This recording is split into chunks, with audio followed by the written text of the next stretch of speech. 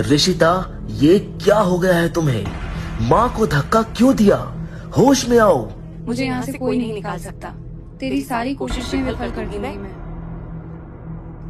ऋषिता, माँ क्या हो गया है ऋषिता को?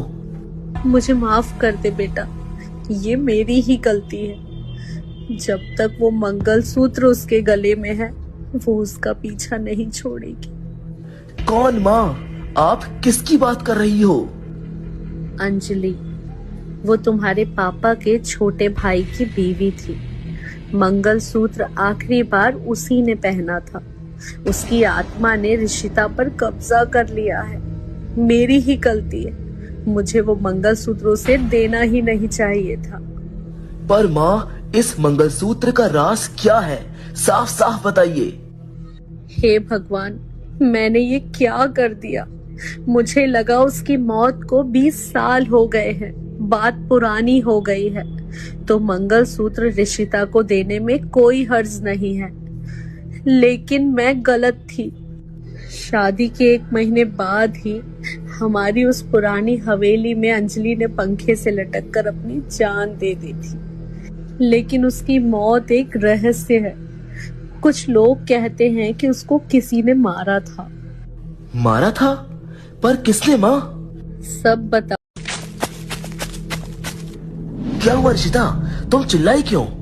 ये दूध कल रात मैंने इसे खुद उबाल कर रखा था, पर अब देखो पूरा सड़ चुका है और रंग भी कितना काला हो गया है। अरे, तो हो सकता है ना कि ये दूध ही खराब हो। तुम इसको फेंक दो और ज्यादा मत सोचो, सब कुछ ठीक है। उसी शाम जब ऋषिता नहाने के लिए बाथरूम में घुसी, तो अचानक उसको महसूस हुआ जैसे कोई उसके बिल्कुल पास हो और उसे घूर कर देख रहा हो। अगले ही पल शावर से काला पानी बहने लगा। ये देखकर ऋषिता घबरा गई। वो जल्दी से टॉवल लपेटकर बाहर निकलने वाली थी कि तभी उसके सामने एक काला साया नजर आया। डर के मारे ऋषिता जोर से चिल्लाने लगी। उसकी चीख सुनते ही हितेश भागता हुआ बाथरूम तक पहुंचा और अंदर का मंजर देखकर उसके होश उड़ गए। ऋषिता एक कोने में बेहोश पड़ी हुई थी। ऋषिता, क्या हुआ था तुम्हें? तुम बेहोश कैसे हो गई थी? वहाँ कोई था हितेश, एक काला साया कोई था वहाँ। काला साया? तुम्हारी तबीयत तो ठीक है ना? फिर से तुम बहकी बहकी बातें कर रही हो। हुआ क्या है तुम्हें? तुम अभी आराम करो। मुझे लगता है कि तुम्हारी तबीयत ठीक नहीं है। हम बाद में बात करते हैं। हितेश ने ऋषिता को काफी देर तक समझाया और फिर उसको सुला दिया।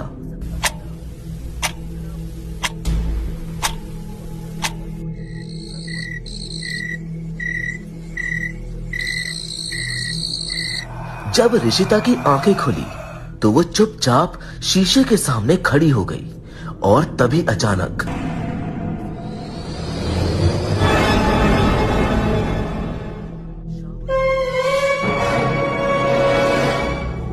आईने के अंदर एक भयानक साया उभर आया। ऋषिता डर के मारे पूरी तरह कांप उठी। उसने तुरंत पीछे मुड़कर देखा, लेकिन वहां पर कोई भी मौजूद नहीं था। शायद ये सब मेरा वहम है। ऋषिता ने सोचा शायद ये सब उसके मन का वहम हो, लेकिन तभी उसकी पीठ में तीखा सा दर्द उठने लगा और जैसे ही उसने मुड़कर देखा, उसकी पीठ पर गहरे नाखूनों के निशान साफ नजर आ रहे थे। ये क्या है? मेरी पीठ पर ये निशान कैसे हैं? हितेश, देखो ना, बहुत दर्द हो रहा है। पर यहाँ पर तो कुछ नहीं है।